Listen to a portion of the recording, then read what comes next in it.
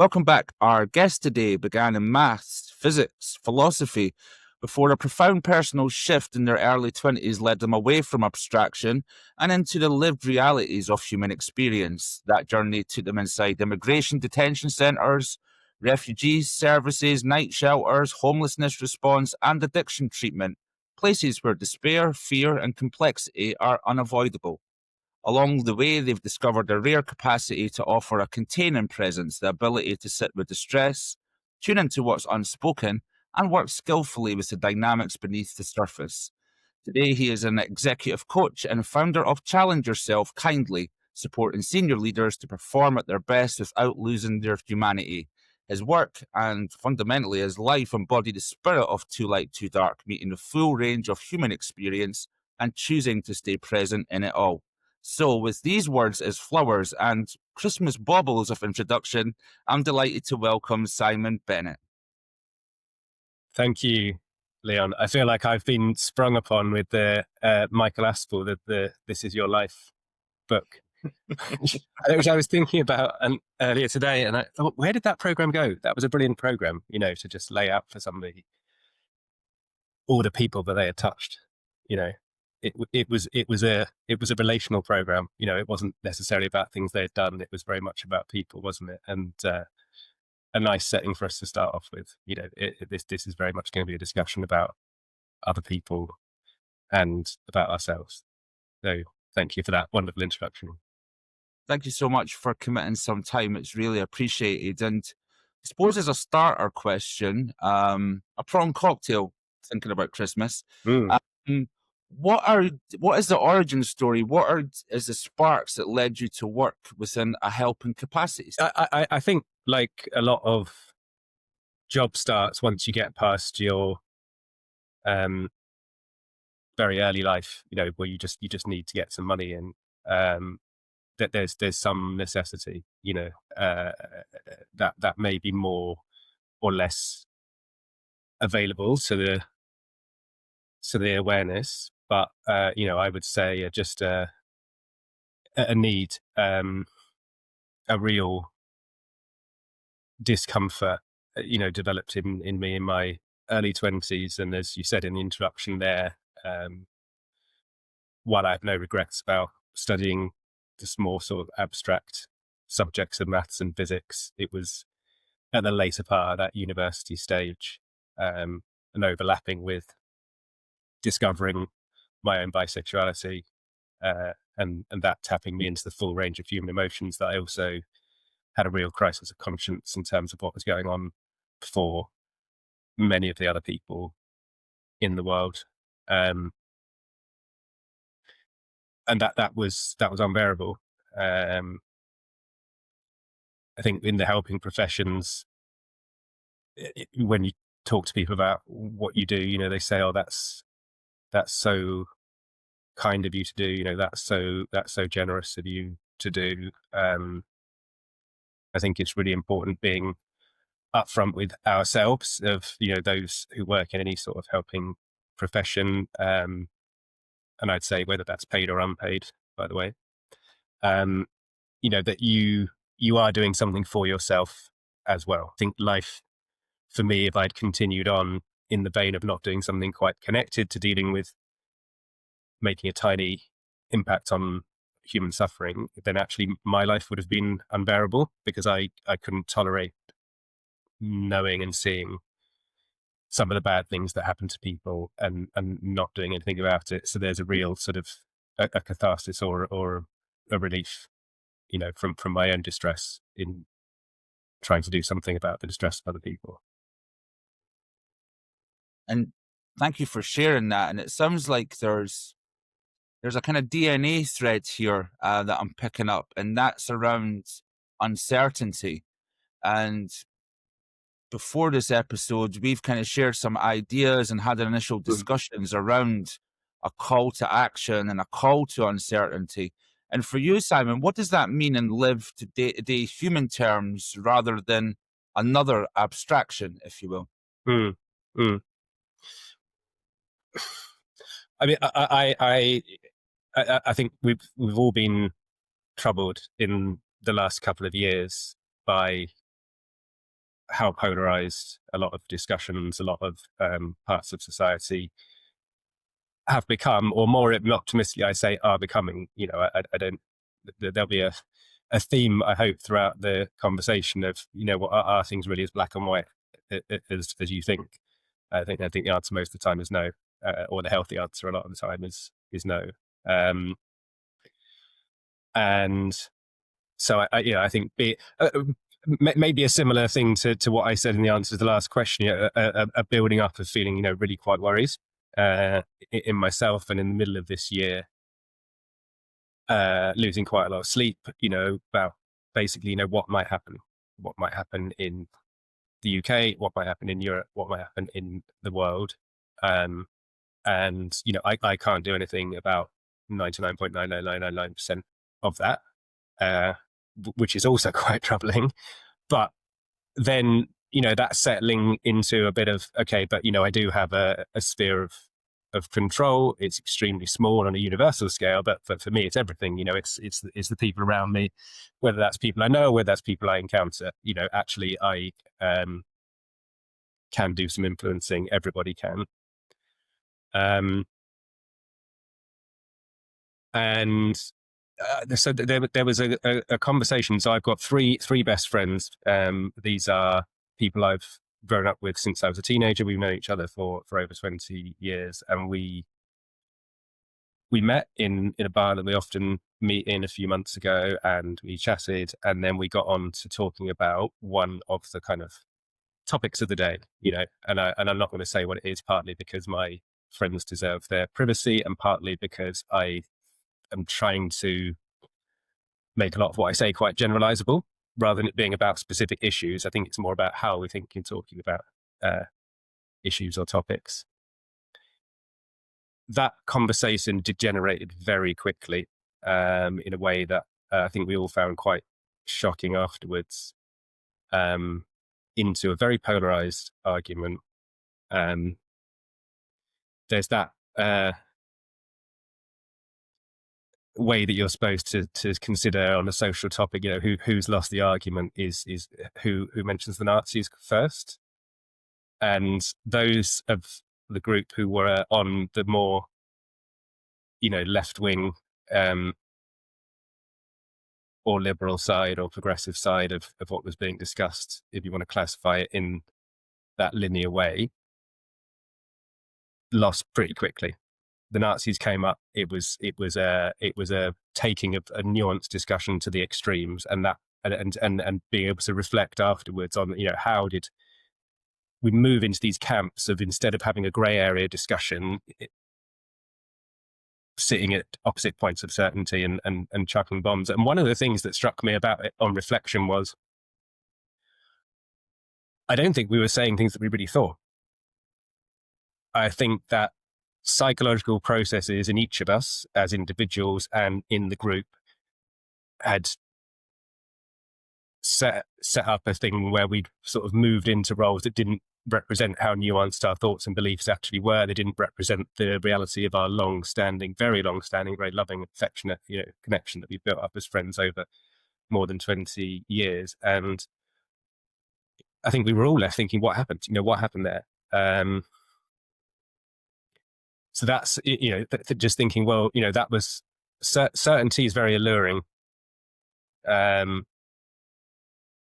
And, like most alluring things, it's quite dangerous, or it can be quite dangerous, especially if it's being imposed onto topics or things that don't really lend themselves to certainty.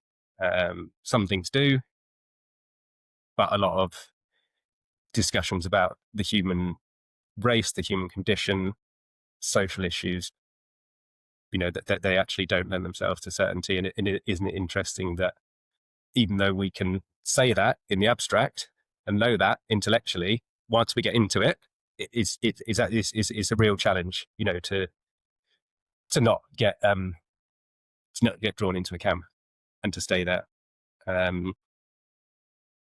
So that troubled me. I had some positive encounters around the same time in the summer. I had a very interesting discussion with a man whose understanding of and views about aspects of immigration in the UK were very different from mine.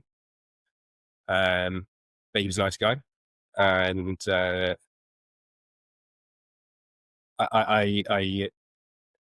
approached that conversation, I think, with a sort of curiosity and a deliberate, awareness of what happened in that other conversation not that long before. That meant that we had just a really interesting, a really mutually beneficial discussion. I think I gained an understanding, which is not necessarily to say an agreement with, but I gained an understanding of why he believed some of the things that he did, where those things had come from, how they relate to his life, his community, his perspective, and vice versa. And to his credit, similarly, he said that, this was a conversation he'd found genuinely interesting, and it had made him think about certain things. He'd learned some things.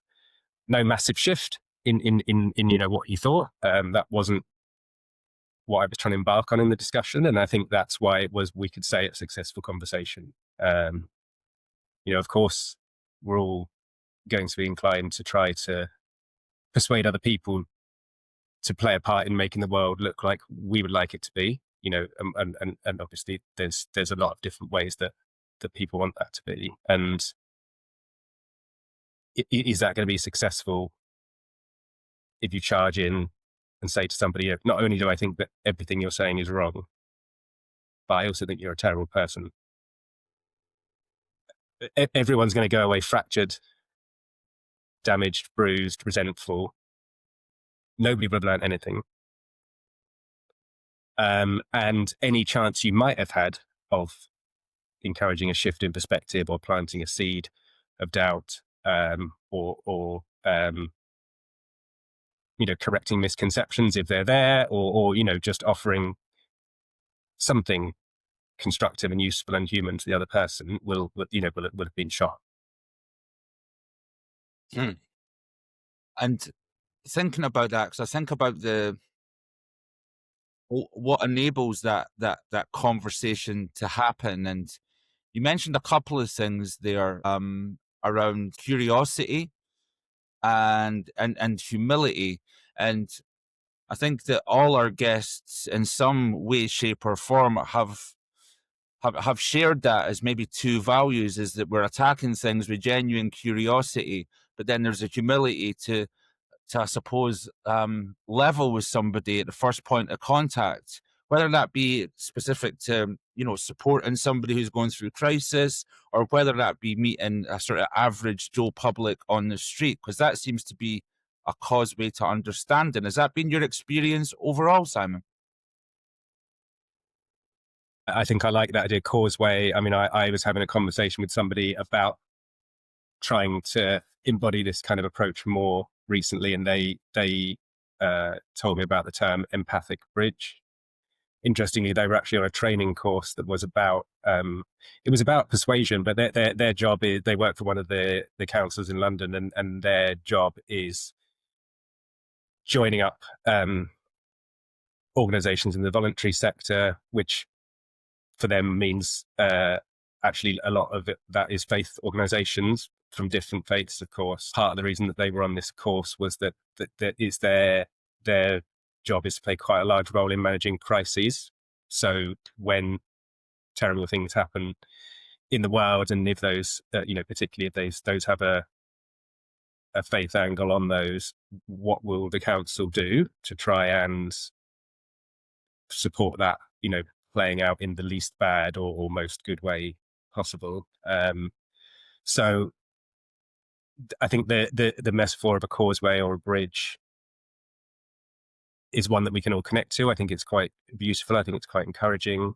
It suggests a sort of reaching, but it also suggests a reaching from the other side, doesn't it? Like a bridge is a solid thing here and a solid thing here, and in the middle, it's without the whatever mysterious engineering processes go on to make bridges, and the metaphor sort of still stands up. They don't necessarily need to understand all what's going on, but this fragile thing comes together and then makes something that becomes a passageway. And carrying that attitude around increasingly in myself, I've found has been, again, a way of just kind of alleviating some of that distress, discomfort in myself, actually generating positive experiences for myself and other people. And I hope it's been the same on the receiving end. And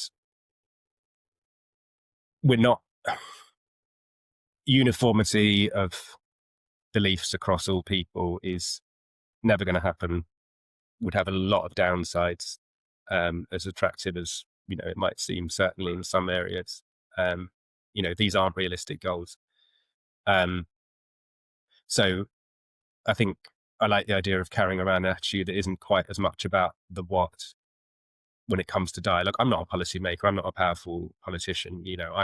I'm bringing it back to this idea of what within our relatively minuscule sphere of control that we each have. What can we do that's useful in the context of the world as it is now? And I think carrying that kind of attitude around, it can plant seeds and have a ripple effect. And it's certainly doing my psychological health, a great deal of good in a world where there'd be a lot of reasons to just allow that to slip.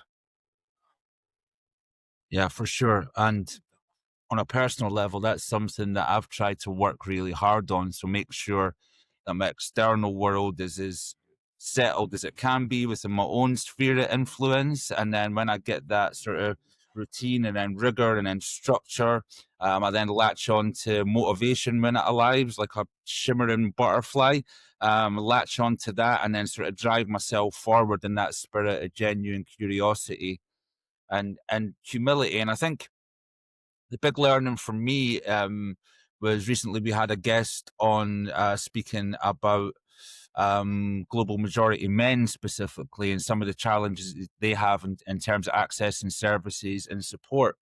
And we went back and forth around the idea and concept of cultural competency. And something that was a really good reframing exercise for me is that sort of competency suggests mastery or a whole host of skills that you need to achieve so you can lock in with the person sitting opposite you, where I feel that cultural humility serves me a lot better. That sort of awe and wonder per person that I speak to. I don't know what you feel about that, Simon. Well, I like it as a way of sort of taking the pressure off and also putting the pressure on, because in some ways humility is more difficult, but it's more difficult emotionally, or in terms of perhaps, your identity, whereas competency is maybe more difficult in a kind of intellectual sense. And, with the competency thing, I think, you listed it's got skills and you've got to learn these things. It's very easy to give up.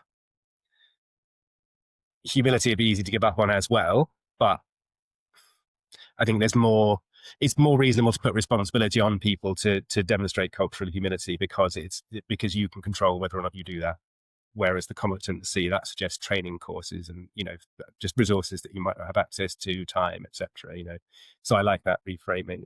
I think the way that you were talking about it was quite sort of bright and upbeat, and that's a nice way to approach other people and difference. Something that I've been, the little bit of research that I did for the podcast, I didn't want to turn it into a lecture, but the little bit of research I did around the podcast was, and in the spirit of the series, was looking into darker places. And I think if we're saying, well, cultural humility is something that it's, constructive for us to try and set ourselves as a goal, then you need to be prepared for that. That's not necessarily always going to look nice.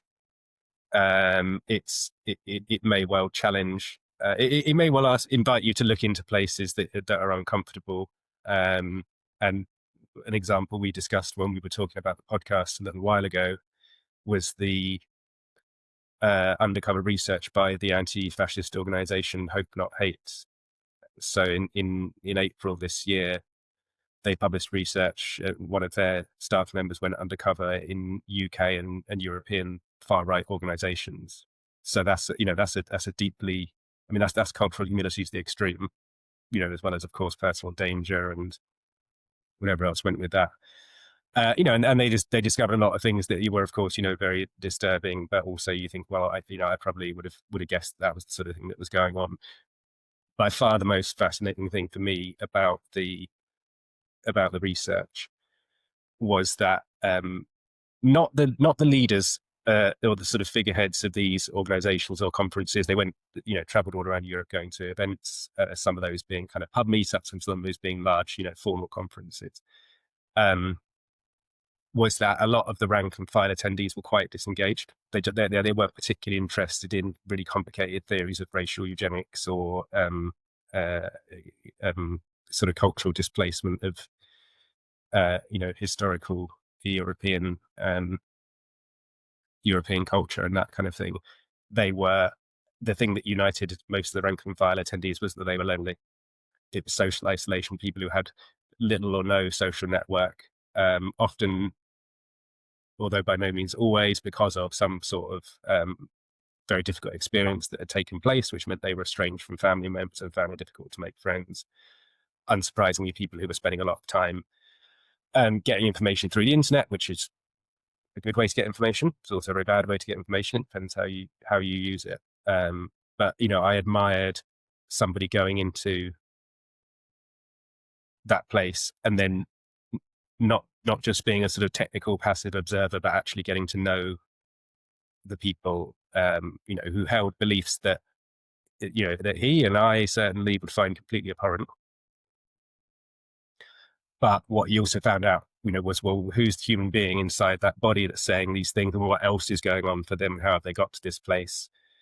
And then, of course, there's a seed of hope there, isn't there? It's like, well, if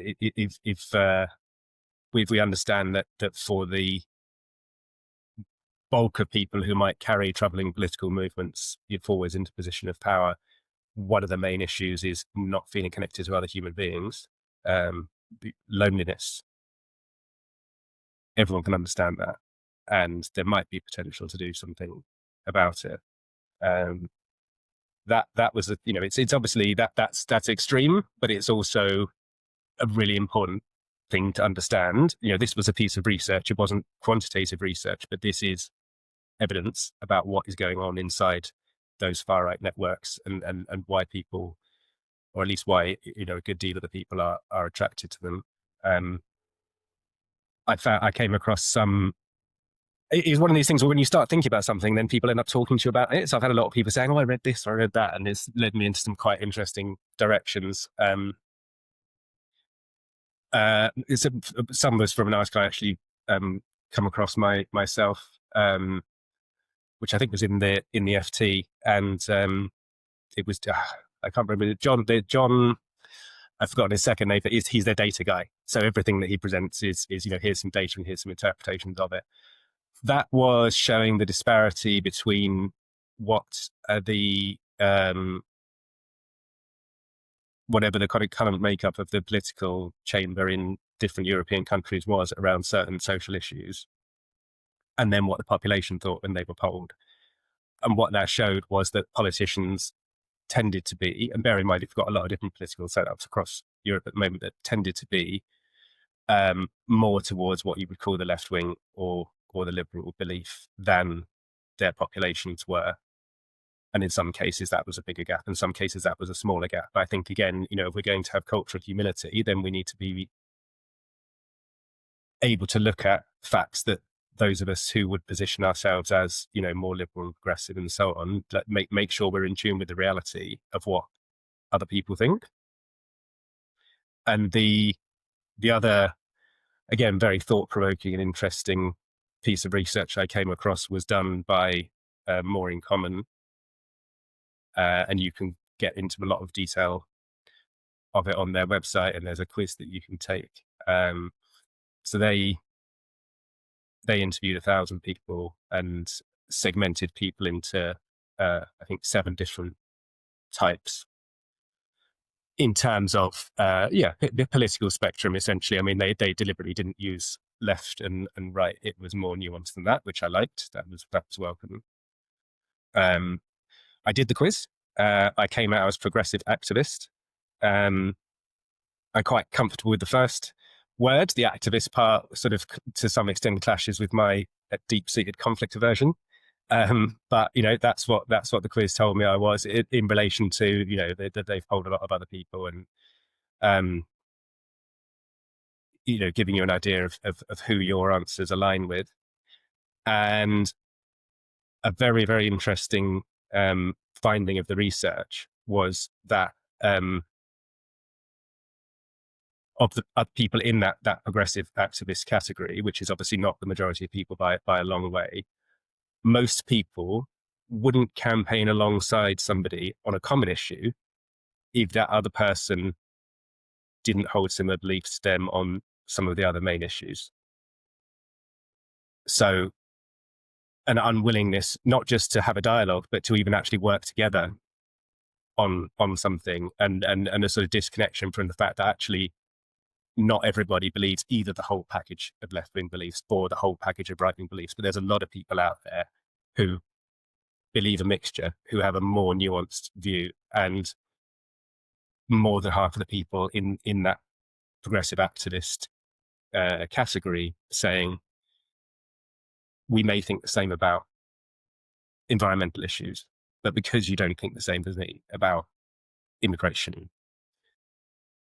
I'm not going to work with you on environmental issues. And then of course, ironically, there's a lot of momentum and progress on the environmental issues because of that unwillingness. So I think that's interesting and thought provoking in a couple of ways. One is just knowing some of these pieces of research, which are obviously very open to interpretation and what have you, but just sort of having a sense of like, well, you may think that this is what other people think, but here's what other people actually think. And also lumping the other into homogenous categories of saying, well, because they believe I'm not even interested in finding out the rest of what they believe, and I'm certainly not going to speak to them. I'm certainly not going to do any constructive work with them. Seems to me dangerous and counterproductive. And so, I think sign up to cultural humility and don't expect it to be an easy ride. Yeah, I often accredit it also to my own understanding of being transparent as well, because it's all very well being authentic and genuine and transparent, but then when you need to flip that mirror upon yourself, as you quite rightly say, Simon, that comes with some hard realizations and some hard unpacking of your own biases and attitudes. And even when I look back on sort of myself growing up, which is predominantly council estate in Scotland, some of my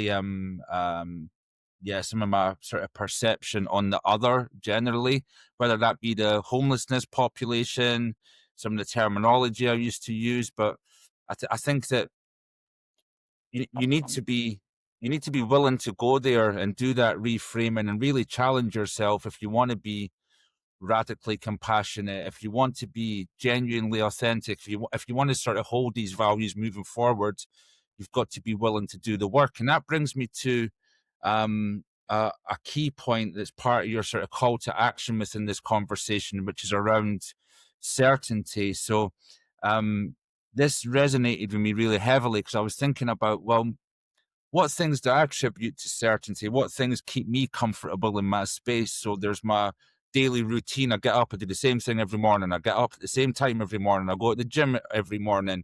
And then from there, I'm ready. That sets me at ground zero. Then I've got my work to hold on to, which is a little bit of vocation and an employer.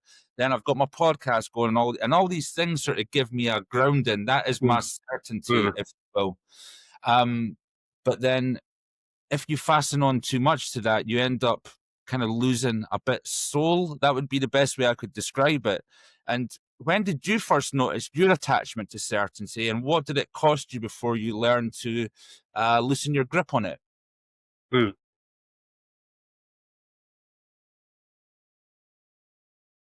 I mean, on the purely personal side, where my mind goes is, I think until really quite recently, and with the benefit of hindsight, that I've lived most of my life with a bit of a superiority complex, and as I think we all know when we see people, that I think I was quite good at hiding it, which probably served me quite well.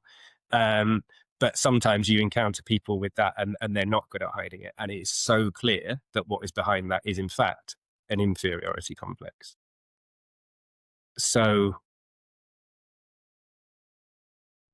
I think, having the psychological confusion and dualism and disquiet that comes with being in denial about sexuality, and then the greater level of unsettlement that comes with no longer being in denial about that. I'd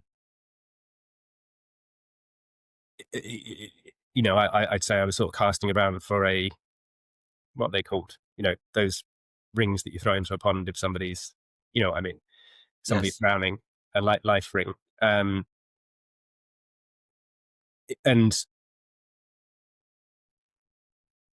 I think I did start to become aware that it was a way that I was operating. As I say, not externally. I think it would really surprise people who knew me at any stage in my life to know that, or certainly any stage in my kind of more adult life. But internally, I could see that I was, if I wasn't able to look at what was going on, what people around me were doing, and say, okay, I'm doing the best to myself, and to be confident in that, then that lifestyle wasn't there, and then I was drowning. And interesting, I think years of kind of realizing that I was doing that didn't particularly, help me to stop doing it. And that's another theme, I think, to sort of cut through the podcast and to cut through a lot of my thinking in general. And a thread that, I think goes through the conversation here, hopefully, and that certainly goes through my thinking about life in general and leadership and coaching senior leaders as well, is the gulf between intellectual understanding of something and authentic carrying that forward in your life, which is often, well, I think, which is always a more emotional and a more psychological process. So, in my case, years of having realized that I was operating with a superiority complex as a defense mechanism, that wasn't something I could switch off by realizing it. It was only a later progress in my relationship with myself, and definitely my relationships with other people, that was able to start having the volume turned down on it. You said about the difference between cultural competence and cultural humility, similar things. I think the mind has served us very well as individual humans and as a race for many years, but there is a lot of aspects of human life and the human condition where the kind of default to intellectualization is actually, it is a further defense against real interhuman reality or real intrahuman reality as well, and the answers don't lie just in thinking.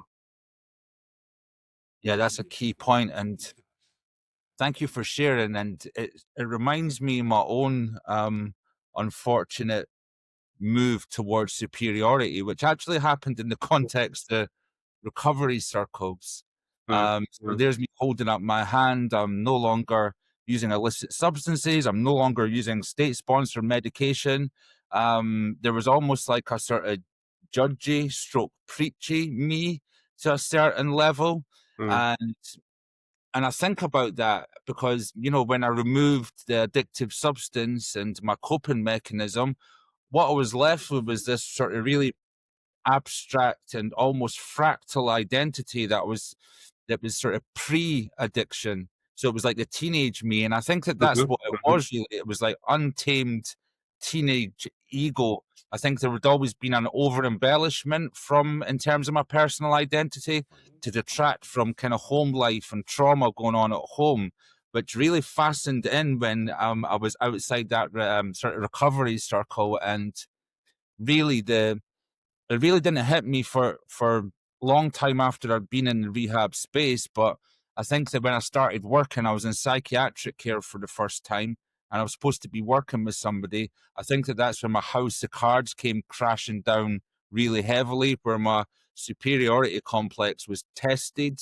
when working one-to-one by somebody, and I really didn't have any defense mechanisms left to fall behind. So it was a sharp lesson, but I'm glad it happened upon reflection, Simon. Mm. Mm. Yeah, so I mean, I think what did it cost me personally? Would have been connections. I think I'm not saying they lacked. I was very lucky in family life, very lucky with friends, particularly in my later teenage years, and since then, as I mentioned already, I've still got the same friends. But a distance, and I think you've given your own version of it there. There's got to be something to hold on to, your own life belt there, that you of a superiority complex where you're in an otherwise confusing place. You need something to maintain psychological integrity, and if the fact that thing might not be particularly useful or well functioning at the time, that may be the only thing standing between you and further decline or further loss of psychological integrity, and it's a non-ideal but temporary solution. And I guess thinking about your journey, well, you had a non-ideal but temporary solution before, which was illicit substances, and then switch that out for the considerably less harmful, non-ideal but understandable solution of the superiority complex. And then with further work, and you were saying, well, that wasn't intellectual work, that was one-on-one work where your defense mechanisms were challenged and eroded, and I made considerable progress on my inferiority complex, i.e., I'm in a happier place. B, a superiority complex, it's a lonely place to be, and being not even just on a level, but being able to look around and see people. I mean, I don't think it's great to be doing a sort of scoring thing all the time, right? But being able to deeply admire other people. I couldn't do that, or you've chosen to do that, and you've made it amazing.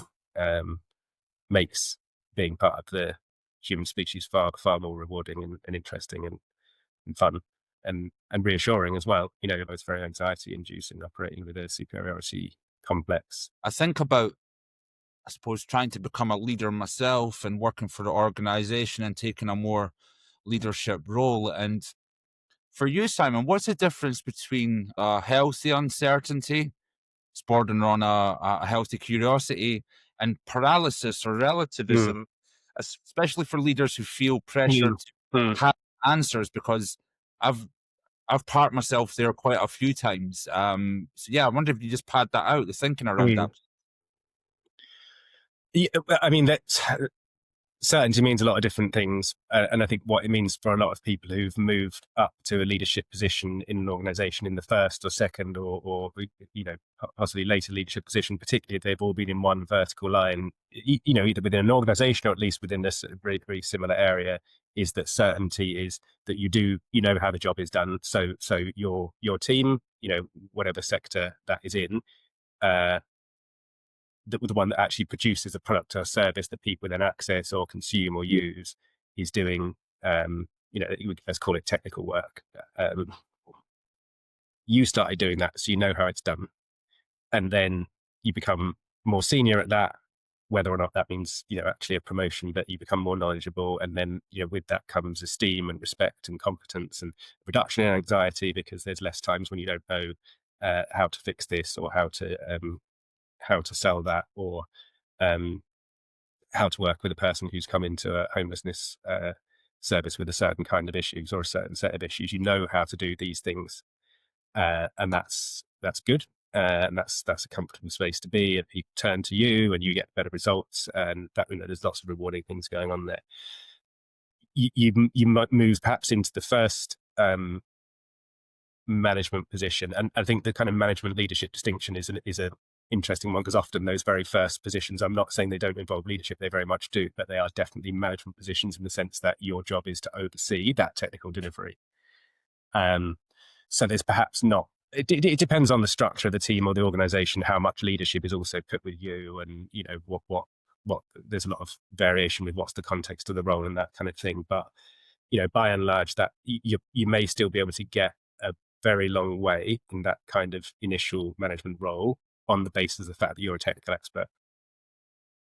So that comfort remains.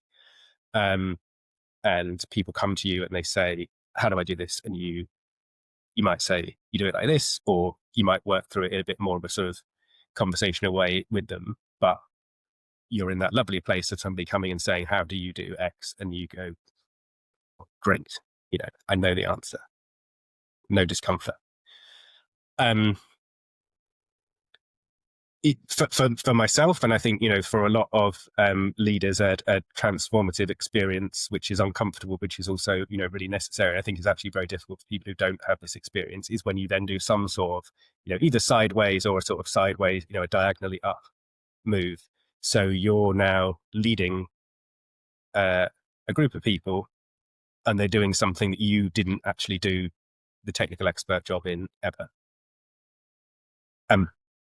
People are coming to you and they're saying, how do you do X? And you think, I don't know. I don't know, but I'm supposed to know, or am I supposed to know? And a lot of how easily people can manage that is going to depend, partly on things internal to them personally, partly to do with how their organization develops leaders, and is there an induction, and is that induction holistic or not? But I think everybody who's ended up in a position of responsibility in an organization is going to have had that experience of thinking, this is really quite uncomfortable because I actually don't know how to do all of the things that the people I'm meant to be in charge of, responsible for, leading are doing. I don't know the answers to all the questions. So there's that sort of technical knowledge, lack of technical knowledge, anxiety is an issue that a lot of people come to coaching with, and quite often play out in ways that aren't helpful. That might be withdrawing. It might be having a side office and being in that office and sort of setting things up logistically. Whether that's the door closed or whether it's I've got meetings 9 to 5 every day, making yourself inaccessible to the team that need you to be a leader and a figurehead, because the aspects of that aren't to do with just saying or knowing at least that, the answer to the question, or how the thing is done, is too uncomfortable and prefer not to go there. Some people, play that out in more aggressive ways, like temper tantrums or more or less obvious types of bullying and that kind of thing, because it's flailing around of having a job where either in your own mind or in other people's perceptions or both, you're meant to know all the answers. So you're meant to have that kind of certainty. And unfortunately, if all of the energy is sort of wasted on doing that, or I say trying to do that, because it's not possible, clearly, whether it's that you've moved sideways into something you didn't come up with, or whether it's just that you moved far enough up that you're now responsible for just a much wider range of people and things. If too much energy of the person in the leadership position there is being used on worrying about or trying to address or maladaptive kind of temper tantrums or whatever around no longer being the technical expert, then that's got loads of downsides, but it's also just it's a real waste of time and energy that could be spent on actually being a leader in the capital L sense of the word. And I don't think that necessarily means, uncertainty, paralysis, and uncertainty, they're not synonymous. It makes a lot of sense for you to ask about the overlap, because I think a lot of people in leadership positions are paralyzed because of uncertainty.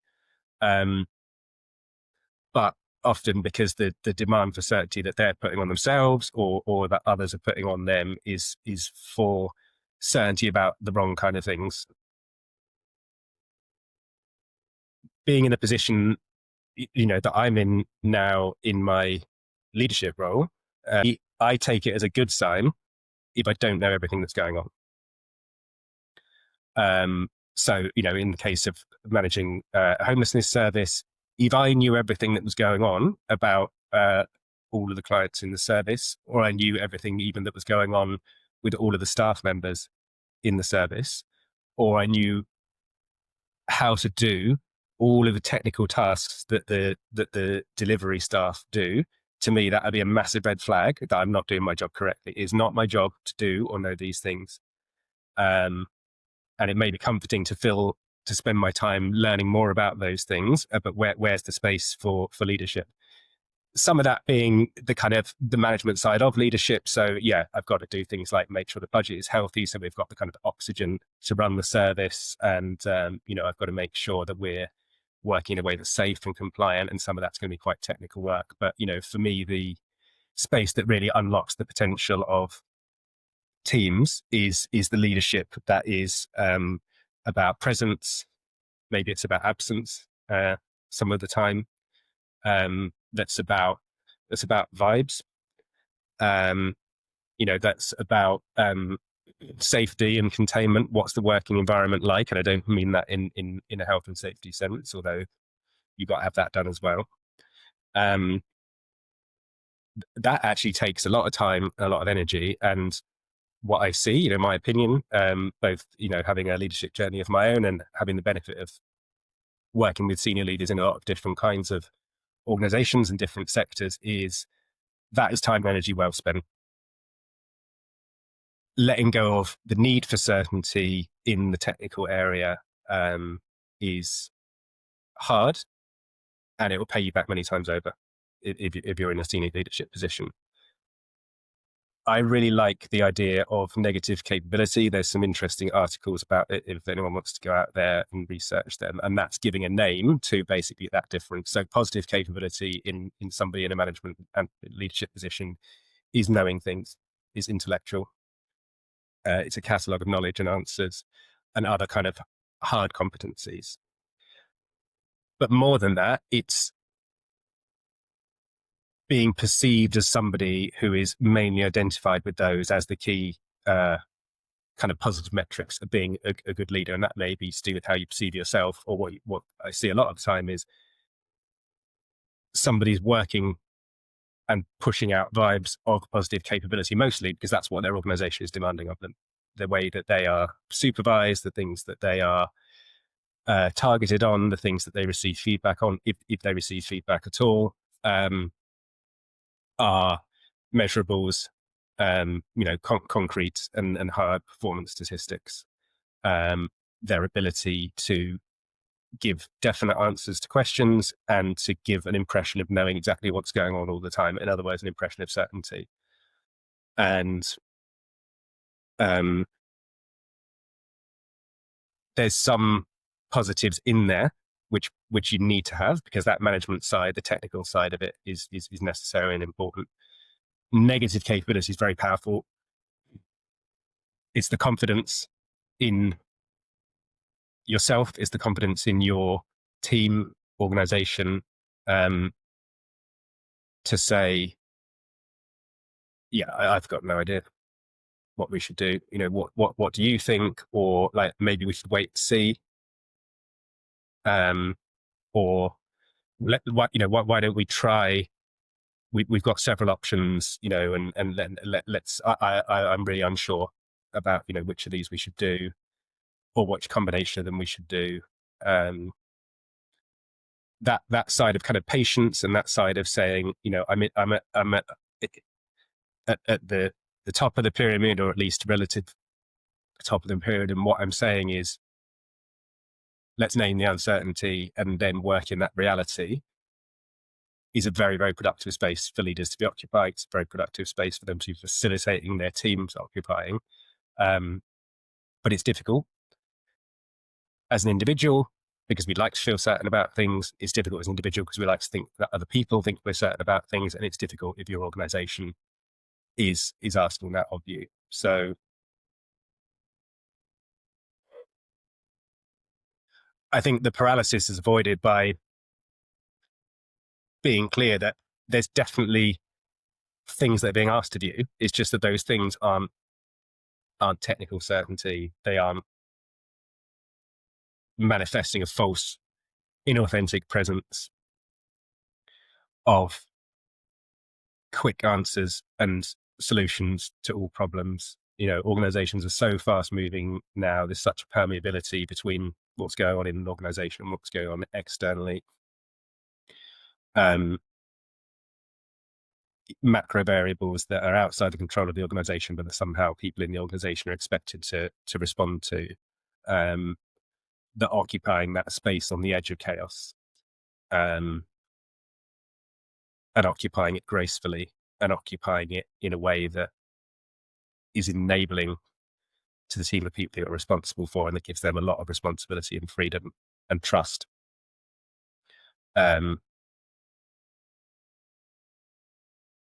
I think is the sowing of the garden, that can grow to be very beautiful, whatever it is that team or that organization that you're responsible for is doing. And ironically, I think even though I'm saying that's a very difficult way to operate in some ways, I'd say it's a very challenging way to operate in some ways. But if somebody in a leadership position is able to take up that negative capability, I think it's also just far, far better for the well-being of the person themselves.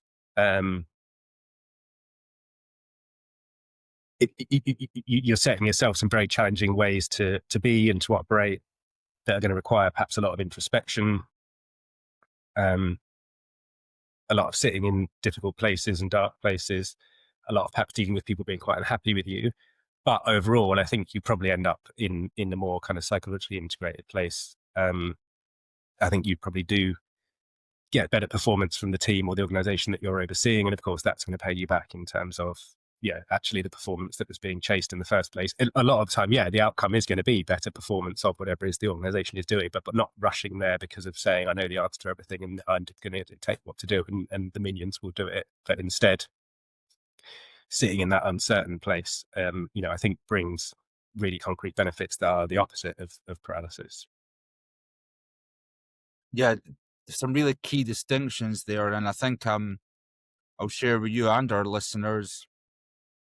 Maybe thrust is the wrong word, but I kind of fell into a leadership position, and I think that was based on being a consistently competent manager. But the things that I've had to put into my toolkit is a real understanding of rhetoric. So how things land with my team or my audience in inverted commas, which has probably started a couple of years before that, when starting to take part in sort of wider multidisciplinary agency meetings and starting to gain some gravitas within that, which again was based on technical merits. But then what's been really interesting is okay, I've got the rhetoric in place. I know how to engage with my team, my audience, my staff members.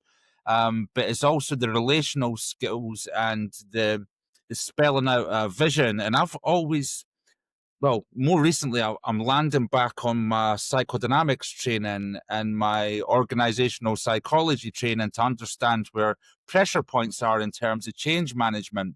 And I think, like you said, that the big one for me is that ability to say, "Oh, I don't know about your job. I'm not going to sit here and pretend and be arrogant enough that I can do your job," because that was always my default position as manager. I can do what you do, but I can almost do it better, where I don't have that in my technical skill set anymore. So I think there's an element of vulnerability as strength, and it's not. And then what's called, or I've heard it called, the art of delegation as well, which I never really thought as an art form when, like I was a junior staff member working with managers, but it is a real art form in my opinion. And packaging all that up together, how do you think that group dynamics and systems respond when uncertainty is acknowledged rather than denied? What shifts beneath the surface based on your experience, Simon?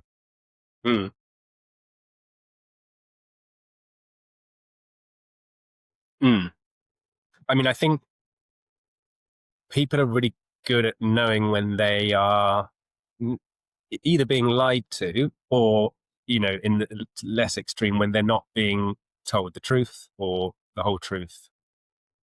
They may not always know, well, this isn't the whole truth because I know what the whole truth is. And I think sometimes may not even know on an intellectual level, that's not the whole truth, or something's missing. But I think on the level of all of the other senses, that we have, human beings can perceive a wide range of things that are going on with other people individually and in groups, because that's what's been necessary to survive in a quite a sort of blunt evolutionary sense of the word for millennia. It may just be a discomfort that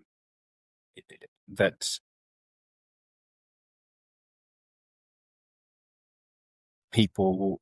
I wonder if some of what happens on the national scale with politics is like this. It's very, very difficult for individual politicians with a big public profile, or for political parties as a whole, to say we're not sure, and also we made a mistake, a terrible mistake. Actually, we're really, really sorry.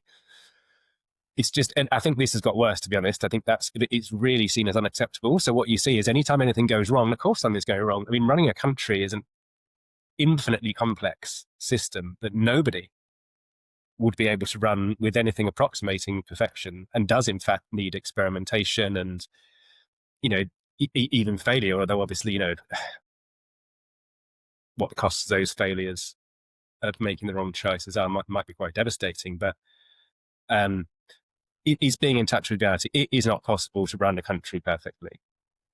Can you imagine how different discourse would be if the press, although obviously the press is a very varied thing, the public to some extent, although, I think a lot of public discourse is skewed by some of the either focuses or magnifications that the press can put on what is often more nuanced action or dialogue at the political level. But can you imagine how different that space would be if everybody accepted the reality? And this is reality. Everyone accepts the reality that it's not possible to be in government or to be in opposition, whether that's local government, national government, whatever. It's not possible to be in government, in charge of a system that complex, and not make mistakes on a regular basis. Imagine if everybody accepted that, if that was publicly stated, if that was part of their, like, is whichever government of the day doing well or doing badly, was with that understanding that mistakes are going to happen, and that for somebody to, in a political position, stand up publicly and say, so we decided to do this, and these are the reasons why we decided to do it. Here's the ways that's gone wrong, and here's what we've learned from it. I mean, it's hilarious to imagine that, because it just, maybe it happens in some places, I don't know. But that requirement of positive capability of in political leadership is setting people up to fail. I think it's setting up for a paralysis. Often it's setting up for a denial of reality. So what you've got, understandably, is a mistrust of politicians, a mistrust of them as a group, of particular parties in different ways. You can say quite a dramatic black and white polarizing statement like, we're being lied to by the government, and that's true because of some of the things I've said there. Now some people take it up in a very extreme way. We're being lied to deliberately and dramatically by the government about everything, which I would say is not in touch with reality. But if you're going all the way to the other extreme to say, well, all the information and all of the kind of discussions of things that have happened and that explanation of, well, I thought X had gone wrong, but in fact, the public statement on that said it hadn't gone wrong. Nobody's going to go all in on believing either. It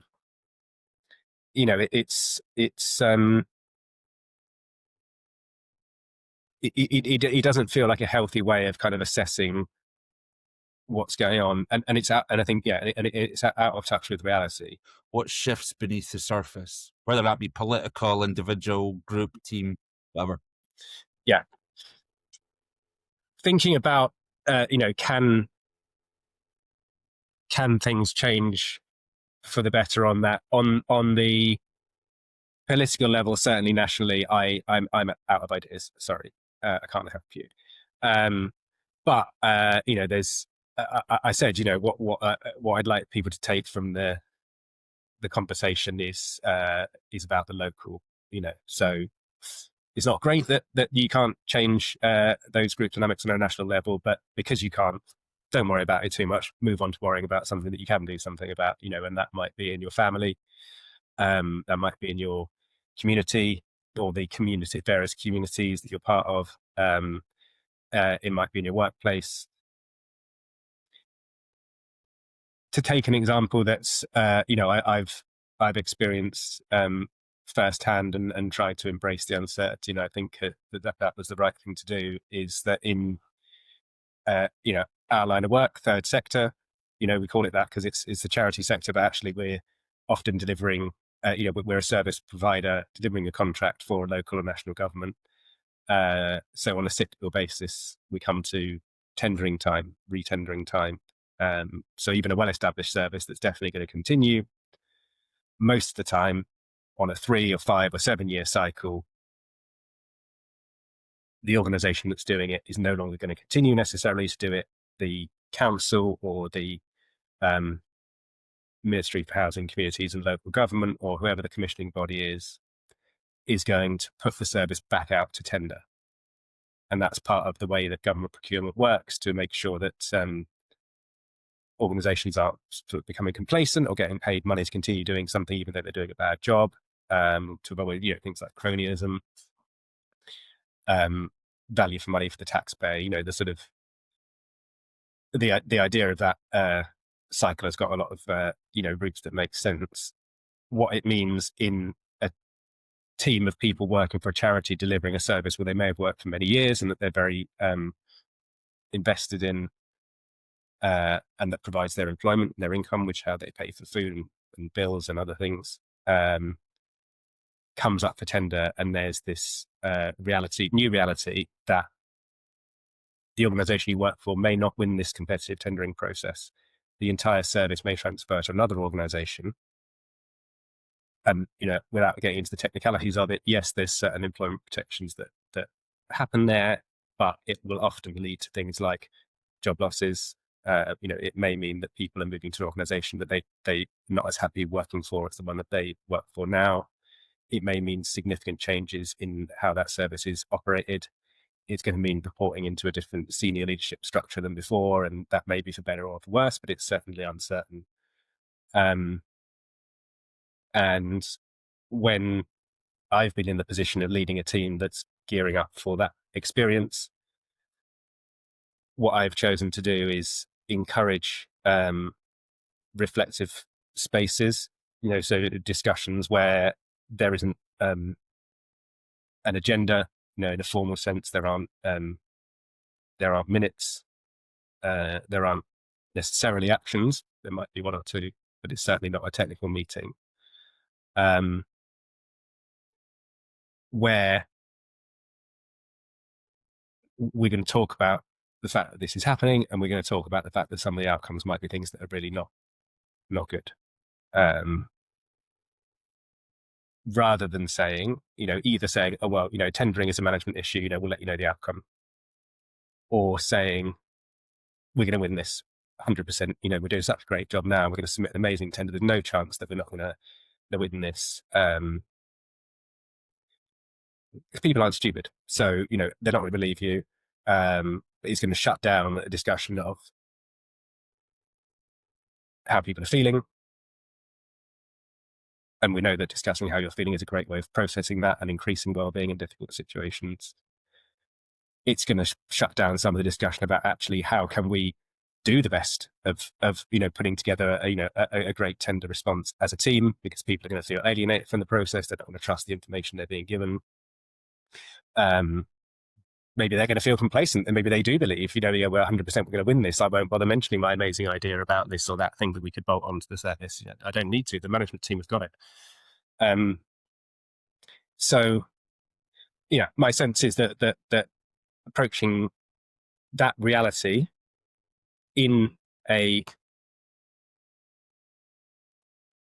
a way that acknowledges the downsides and the risks and the fact that, there's uncertainty. There's a period of time where we're not going to know whether or not we continue to run this, and I can't do anything about that.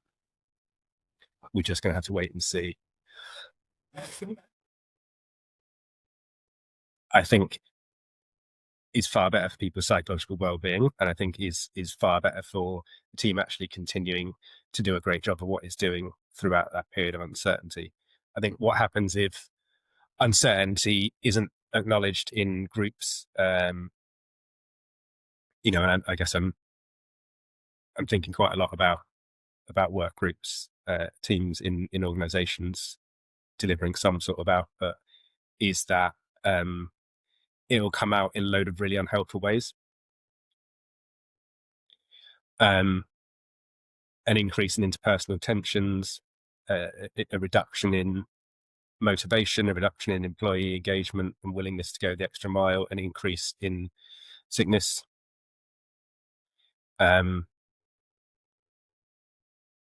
Possibly an increase in people kind of looking for work elsewhere, but then there's a side of that where you say, well, that's quite a sensible thing to potentially do in an uncertain situation. I certainly wouldn't blame anyone for that. And sometimes in even more subtle ways, a sort of, maybe a sort of sabotaging of the work because of knowing on some level that can't necessarily be accessed through thinking that something's deeply wrong and nobody's talking about it. And it makes me think of that life belt again, so if that's the situation that you're setting a team up in because you're not being authentic about the reality of, be it retendering or be it any of the other many uncertainties of, all work in all sectors at all times, you're not giving people something to reach for, therefore they're going to need to find something to reach for, and that may be a recourse back to certainty, and that may, for example, stifle creativity in their work, or it may stifle positive risk-taking in their work, or it may stifle their openness with the leadership team about what's going on for them personally, or about what's going on for them in the team or with their work. I think there's no getting away from reality. So if the reality is uncertain, better to sit down with that with everybody, because that alternative of smoothing over it's that word alluring again. It's attractive, but it's dangerous. That smoothing over isn't going to work. People aren't stupid. And in fact, it's going to have a lot of counterproductive outcomes instead. Yeah, I think that's a fair summary, and I've seen it in specific cases with that retendering piece and then the 2 p.m. piece. And I've had some managers who've been pretty straight up front about it, maybe flustered and blustered their lines a few times when delivering that message. But then I've had others who've kind of dealt with it autonomously as well, which didn't really work out either. And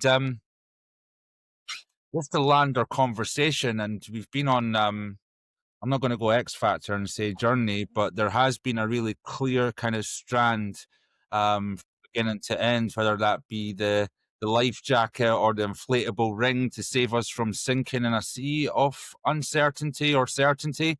But I think it would be really good if you could land this piece, and if there's one message or a golden nugget of wisdom or a clinical pearl that you'd like to share with our listeners in the spirit of your call to action, Simon, what would that be?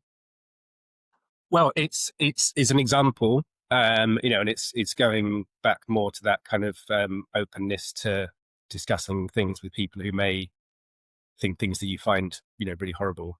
But what's your attitude to that? So I was reading an article about which was by a minister who went to a counter protest to the Tommy Robinson Christmas carols event that took place recently, which in the end was very, very poorly attended, certainly compared to the big march earlier in the year.